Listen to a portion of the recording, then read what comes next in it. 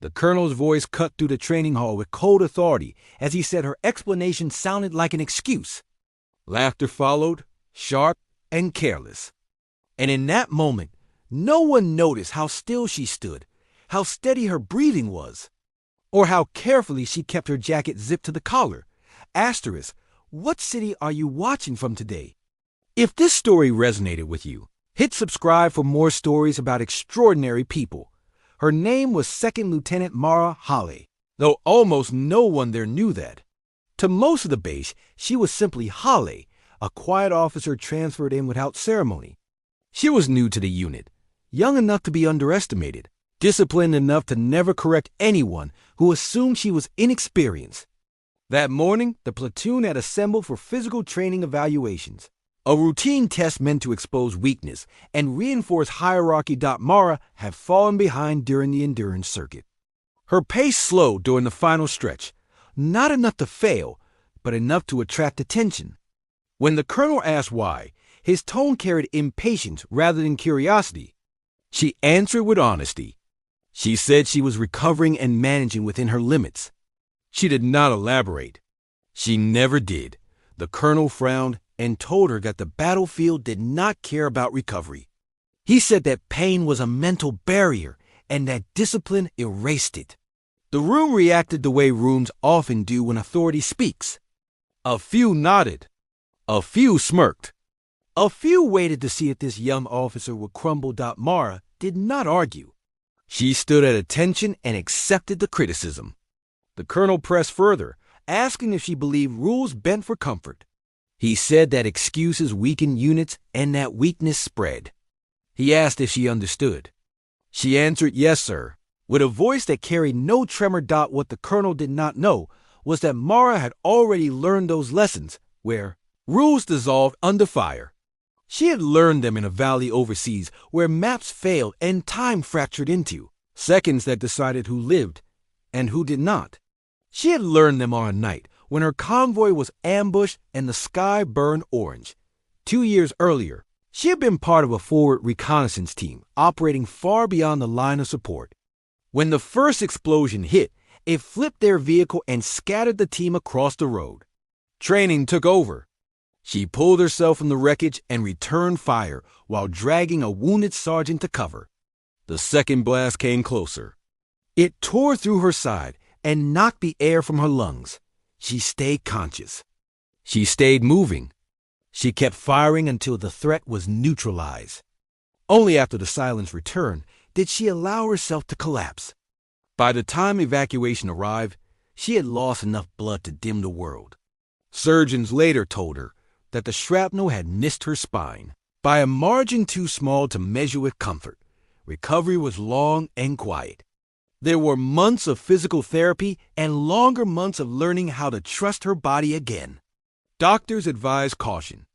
Command commended her bravery. Medals were offered.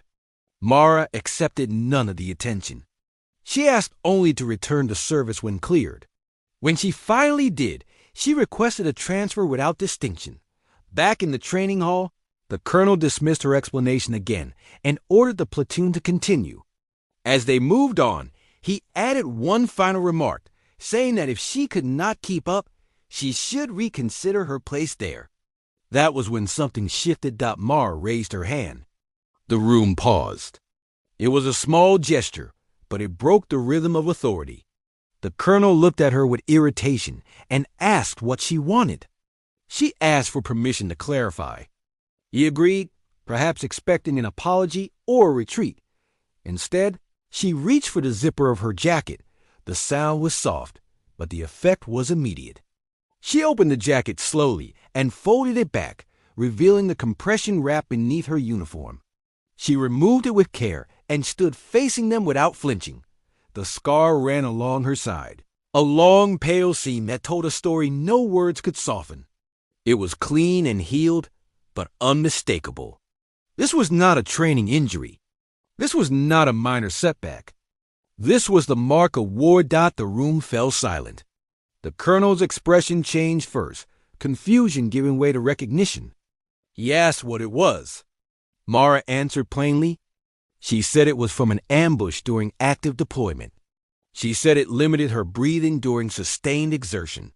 She said she trained within medical clearance and exceeded standards everywhere else. No bitterness colored her voice. No accusation followed. She simply stated facts. The colonel asked when it happened. She told him the date. He asked where. She named the valley.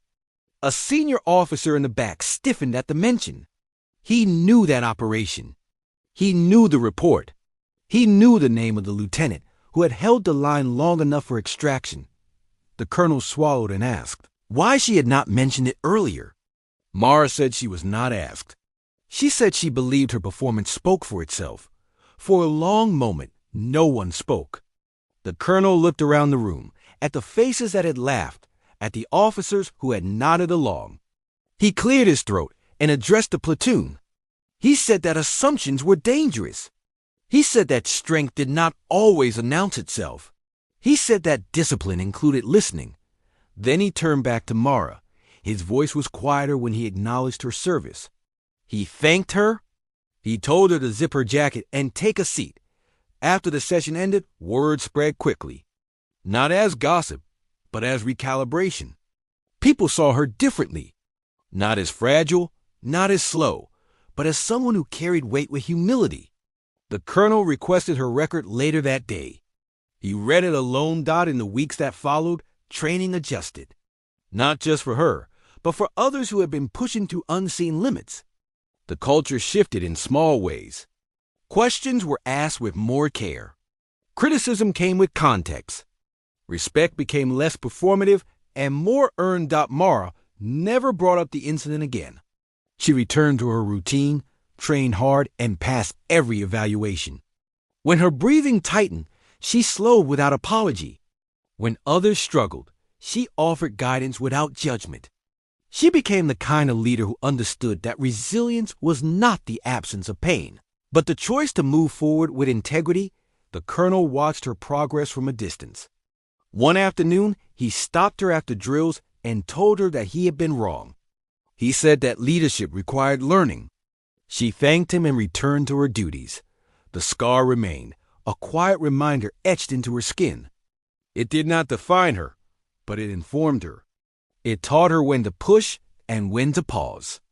It reminded her that survival carried responsibility. Some lessons arrived through failure. Others arrived through fire. The hardest ones arrive when pride meets truth and must choose humility. That day in the training hall, a jacket came off, and with it came a revelation that strength is not always loud, and courage does not need permission to exist. What did this story make you feel? Where are you watching from? Subscribe to Soul Relief Stories for more real stories that heal the heart.